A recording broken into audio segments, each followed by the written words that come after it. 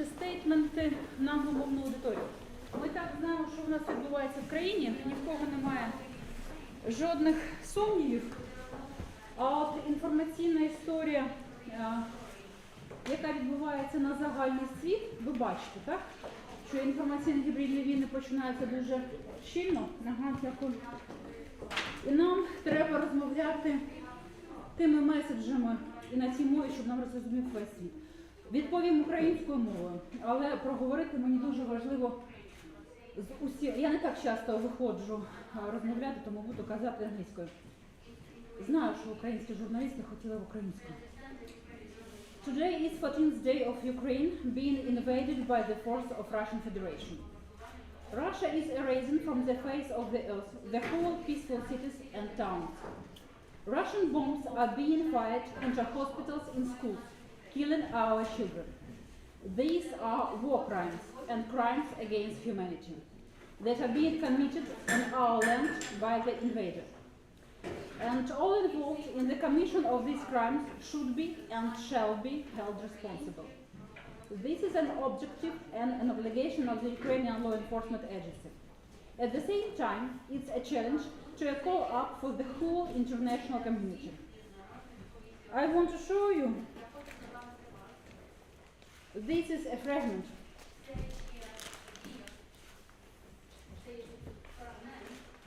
I'm so sorry, can I show you?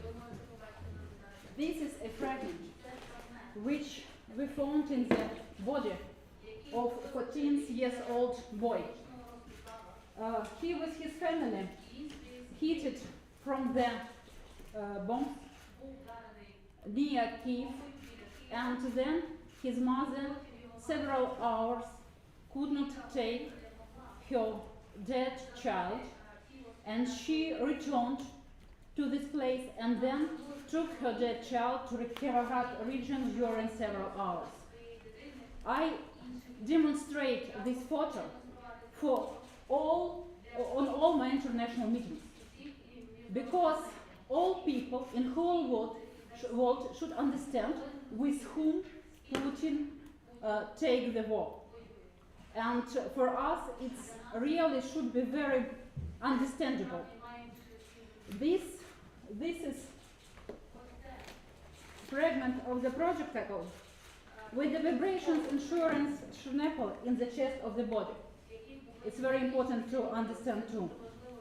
To this moment, to this date, more than 60 children have died and more than 100 have been injured as a result of the criminal activities of Russia. This is Russia's war against Ukrainian children. What was the threat posed by little Alisa from Akhtirka in the Sumy region, by Anton from Chuguev, or from 1.5-year-old Kirilla from Mariupol? Or was it a Russian rescue rocket that was directed at the Ahmadit Children's Hospital, where young patients with serious illnesses are located from all over the country? Due to the constant threat of bombing, young cancer patients are denied proper treatment in bomb shelters. I am certain that our doctors will do everything possible to fight and defeat illness. Our army will do their best to defeat the enemy. But we need to hold responsible those who started this war and are trying to totally destroy our country and kill people. On the first day of the Russian invasions into sovereign Ukrainian territory, the Office of Prosecutor General launched a criminal investigations into the encroachment of the territorial integrity and inviolability of Ukraine and invasion of aggressive war. We already have issued suspicion to Russian Defense Ministry Shoigu, Chief of General Staff Gerasimov, Commander of the National Guard Zolotov, Director of the Foreign Intelligence Service Naryshkin, Director of the FSB Bortnikov, Interior Ministry Kolokольtsev, and against others who premeditated acts that led to the significant number of deaths and wounded among civilians. Courts have already issued orders for their arrests.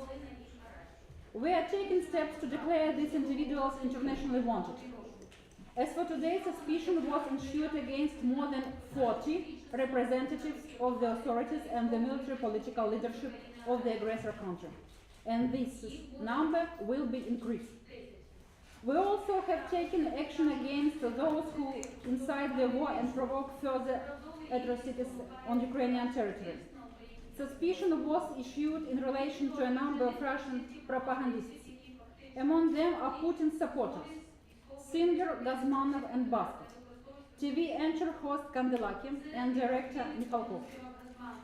Ukrainian courts have already adjudged and declared that pretrial detention and the measure of constraint should be used against them. We have coordinated our actions with foreign competent authorities to declare all these individuals internationally wanted. At the same time, we started the process of identifying and seizing their assets located abroad with the final aim to confiscation them and employing these possessions for the rebuilding our country. To do this, we have created an integrity task force which will find each estate or account. I want to be held in the Russian Federation and Belarus. All so-called public figures who promote and call for war will inevitably be held responsible for their actions. They will not be able to travel to any civilized country and use their possessions, villas, yachts, etc. We continue systematic and consistent work in this direction. The whole world has heard about Kharkiv. Here I will allow myself a display of emotion. I am from Kharkiv by blood and spirit. Therefore, Kharkiv is my own pain. From the first days, the enemy went after Kharkiv, using all means of destruction and its disposal of heavy artillery, air raids, attacking their city by armed verticals and infantry. They are using their means without any control. They are simply wiping off Kharkiv from the face of the earth. The Russian army's strikes are clearly aimed at killing civilians and destroying civilian infrastructure. This is an explicit and without any logical and unambiguous tactic of terror. And now, here are dry facts and figures. According to the data of prosecution service, since February 24, over 100 civilians have been killed and more than 600 injured in Kharkiv. About 130 attacks on civilian objects have been recorded, destroying or damaging near 300 such objects. This includes 23 kindergarten and 25 schools and kindergarten. The village of Yakovlevka in the Kharkiv region is totally destroyed. City of Izum is shattered. This is a direct violation of rules and principles of the international humanitarian law. International crimes are currently being committed on the territory of our state. The invaders are using means and methods of warfare that are prohibited under international humanitarian law in order to break down our defenders and intimidate civilians. Russian forces systematically attack civilians who enjoy general protection from the dangers posed by armed conflict. Russian forces are using indiscriminate weapons that have great destructive power. For example, FAB, high explosive bombs weighing 500 kilograms, which were dropped on a residential area in Kharkiv and Chernigov. Kharkiv, Chernigov, Sumy, Kherson, Vasilkiv, Akhtirka, Bucha, Irpin, Borodyanka, and other cities and towns were and are attacked by projectiles fired from multiple rocket launchers, thermobaric ammunition, vacuum bombs. During the air raid on the resort town of Zatoka in Odessa region and the village of Chernomorsky in the Kherson region, cluster bombs were dropped and hit civilian targets. Article 33 of the Additional Protocol 1 to the Geneva Conventions prohibits the use of weapons, projectiles and materials and methods of warfare of nature to cause superfluous injury or unnecessary suffering. Cluster munition, which operate indiscriminately and pose a threat to civilian objects, and the population falls under the prohibition. In addition, the risk posed by such weapon extends over a significant period of time, as it can detonate upon getting into contact, long after its discharge, even after the end of hostilities. Enemy cynically and internationally fires at civilian population who flee the terrible consequences of the war. Moreover, the occupation forces resort to the tactics of taking civilian population hostage. As an example, the invaders mined the territory and the surrounding area of the Borodyanka psychoneurological boarding school, and people were taken as a hostage. But do we need say more when we have cases on the whole citizens being taken as a hostages? For instance, Irpin and Bucha in Kiev region, as well as Mariupol in Donetsk region. As a result of continuous shelling and attacks, the city of Mariupol was on the verge of the humanitarian catastrophe. Unable to gain an advantage as a result of directed hostilities, the enemy resorted to the siege of the city and blocked ways to ensure the proper functions of the city and well-being of the population. The city lacks food and medical supplies. There is no electricity, water, and hot supply. Communication infrastructure is destroyed. Such a blockade is prohibited by the international humanitarian law. Violation of these norms is a war crime. Can you only picture this? A child recently died of dehydration in Mariupol. Meanwhile, the enemy is disrupting the green corridors for the evacuation of civilians from the city, exposing the routes to shelling by the Russian armed forces. Russia is using all opportunities to complicate the lives of civilians in the cities of Ukraine, especially in the occupied ones, trying to deprive them of the basic resources and services. To this end, attacks are directed in the thermal power plants, main gas pipelines, nuclear power plants, and healthcare facilities. On the first day, the Chernobyl nuclear power plant was captured, and the other day Russian forces shelled the Zaporizhzhia nuclear power plant, threatening with a nuclear explosion. This could have been another Chernobyl disaster, but with the 10 times worse consequences. The Russian population would have also suffered, but this risk is probably insignificant for the aggressor. We have already launched an investigation for the crime of ecocide. We are documenting and investigating every alleged war crime, every fact of death or injury of civilians.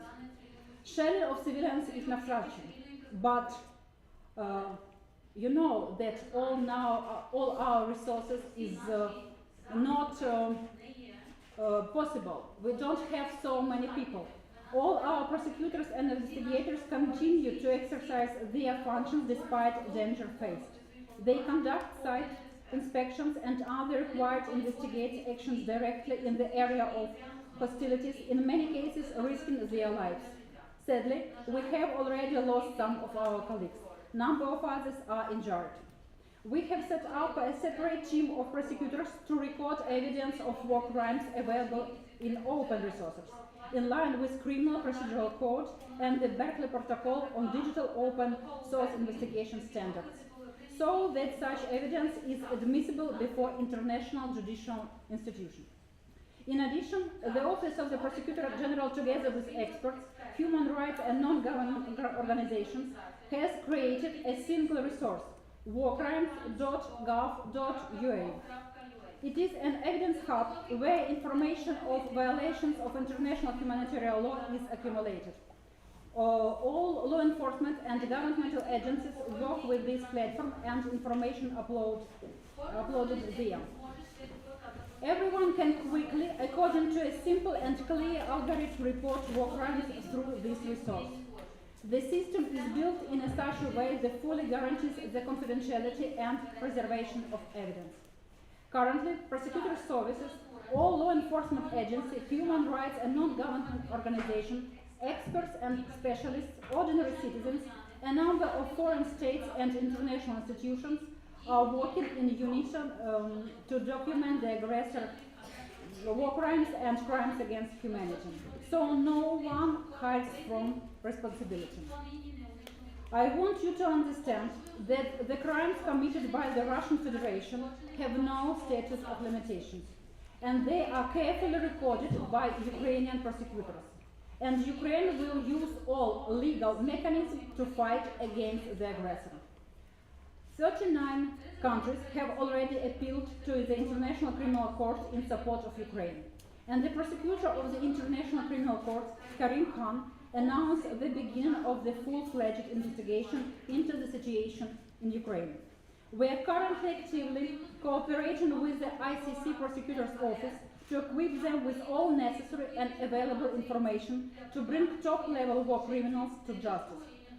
I am convinced that among them will be main war criminal of the 21st century, the president of the aggressor country, who cannot be held responsible as a domestic legal setting due to the health of the state, immunity he enjoys under international law. This defense, however, is not a barrier for the International Criminal Court.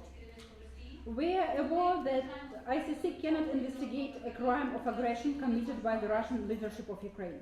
Against his background, we do rule out the creation of an additional international mechanism to investigate a crime of aggression. Similar examples are known in the history, Nuremberg Tribunal being the most known and significant. For Ukraine, it could be Kharkiv, Chernihiv, Sumy, or Mariupol tribunals. The name is not definitive.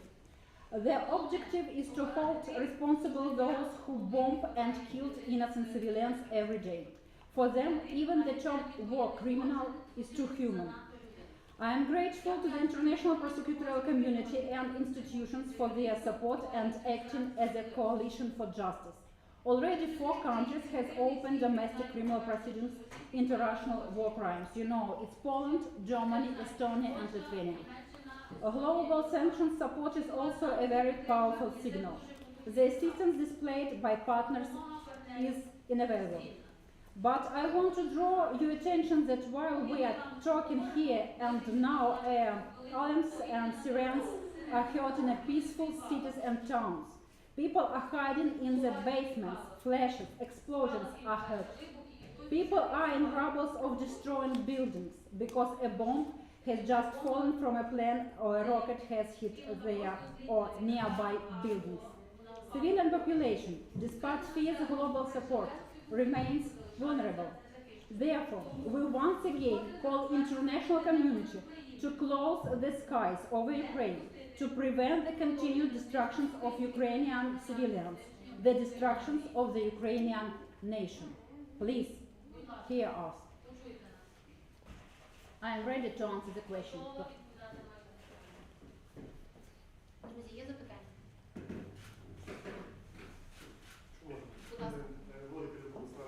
Скажіть, будь ласка, міжнародні експерти кажуть, що дуже важливо так само робити записи тих переселенців, які є, зокрема, тут у нас на Заході, на Польщі, як свідчення. Чи зараз органи прокуратури проводять цю дію, і чи, наприклад, польська прокуратура теж займається цим? Дякую за запитання, воно дуже слушне. Насправді, те, що стосується внутрішніх переселенців, тут все в нас зрозуміло, ми під українською юрисдикцією. Що стосується відкритих інших кримінальних проваджень, я проговорила майже з усіма генеральними прокурорами. Там на пальцях однієї руки можна перелічити, з ким не розмовляли.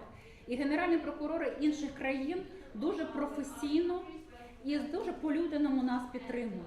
Саме тому ми бачимо відкриті інші кримінальні провадження. Підстави для відкриття різні. Наявність переселенців – одна із можливих. Але колеги знаходять і інші підстави для відкриття кримінальних проваджень. Чому нам це важливо? Спільні слідчі групи. Ви пам'ятаєте так звані джити, наша відома справа MH17, там, де в нас зараз вже в звичайному суді Гааги, це районний суд Гааги, закінчується справа. І судді нам обіцяють, що з вересня по грудень 2022 року буде вирок. Це саме тому, що в нас був такий джит, спільна слідча група з 5 країн. І ми дійсно показали, що ми вміємо працювати з партнерами. Саме тому моя мета зараз зробити такий же джит, але дай Боже, щоб там було такі ж 39 країн, які підтримують нас, відкриють цю справу. І мені здається, що якраз така, знаєте, такий спільний юридичний прокурорський фронт дасть неабиякий результат. Тому що, друзі, аналогу такої війни не було.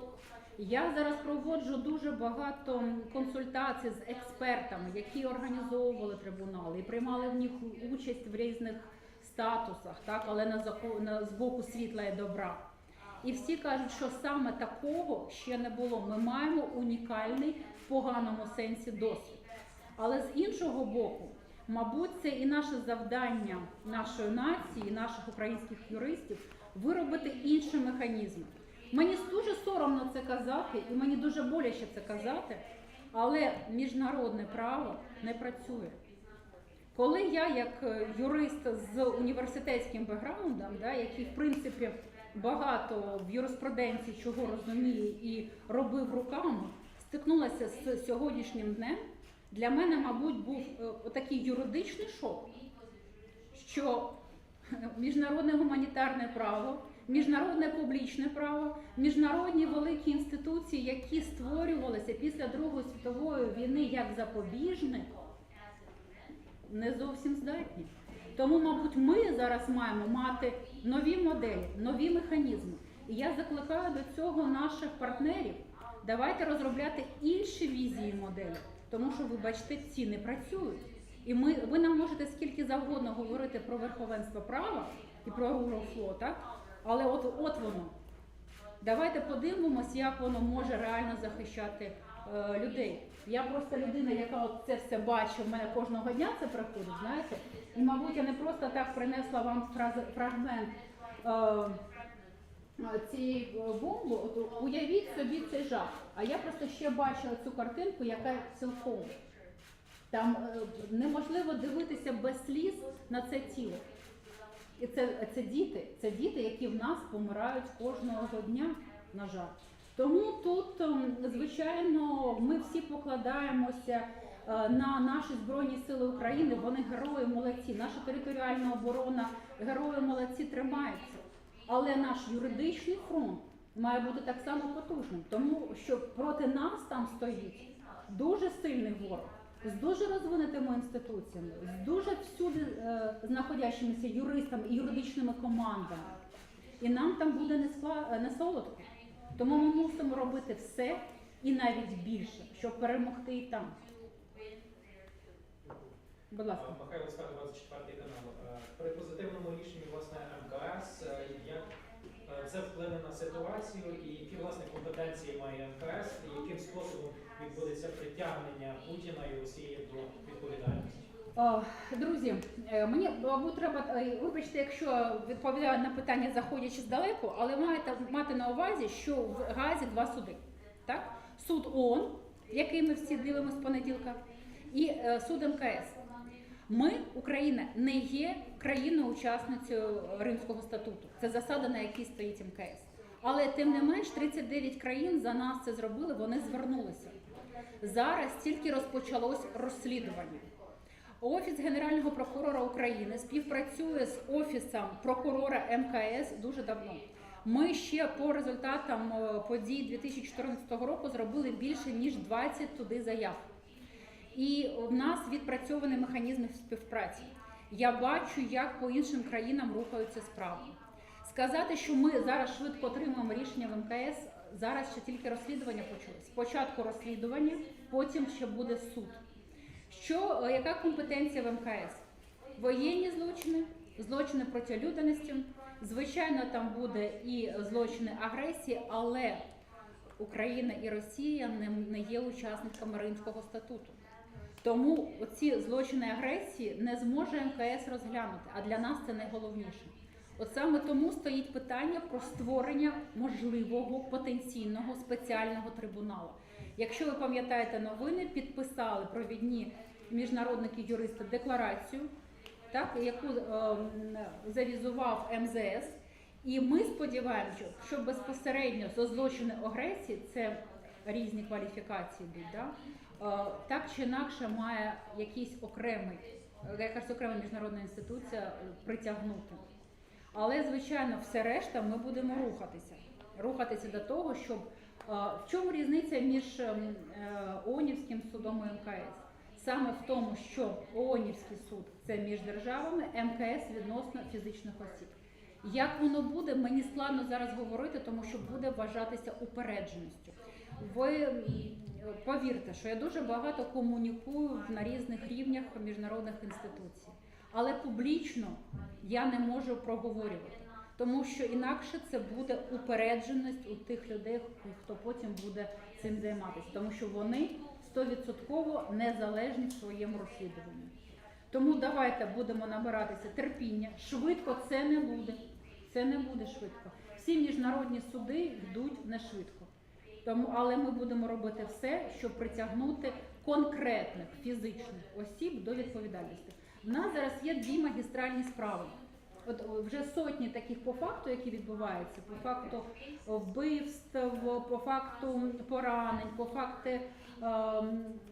у мене англійські слова, перепрошую, розрушення інфраструктури цивільної та і всього такого решта, то, що якраз не покривається правилами війни, не відноситься до Женевських конвенцій, а те, що якраз відноситься до кримінальних проваджень. В нас же сотні таких проваджень, але є 2 великих материнські справи. От то, про що я вже говорила, там, де в нас 40 підозрюваних і 4 таких пропагандиста відомих, це велика справа магістральна щодо агресії Російської Федерації, де ми будемо притягати до 1000 таких людей. Там дійсно їх буде дуже багато. Депутати, міністри, керівники всіх органів, які приймали участь, всі понесуть відповідальність. Їх буде дуже багато. Звичайно, до цієї ж справи в нас відносяться і люди, які активно агітували за війну, які розпалювали національну ворожнечу, які тим самим посягали на територіальну цілісність України. У нас таких зараз 4: Басков, Газманов, Канделакі і Міхалков. Зараз працюємо над наступним, тому що не все, що люди проговорюють там в якихось емоціях, підходить під склад злочину. Це не така проста робота. Щоб почати притягати до відповідальності, ми маємо провести низку процесуальних дій, і ми це проводимо. Друга велика магістральна справа стосується можливої агресії з Білорусі. Тому що ви пам'ятаєте, перші дні війни були певні факти, які нам дали підставу розпочати таке провадження.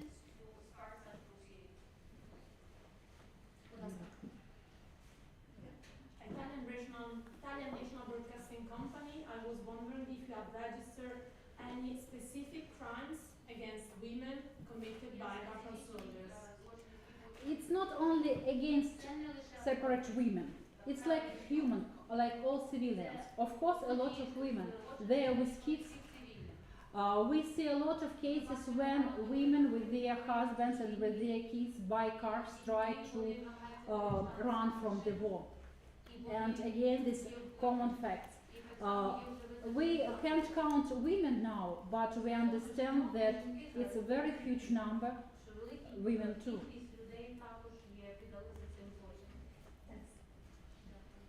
Скажіть, будь ласка, які ще міжнародні суди, окрім суду при ООН і МКС, будуть займатися цією справою? Наприклад, чи буде цим займатися ЄСПЛ?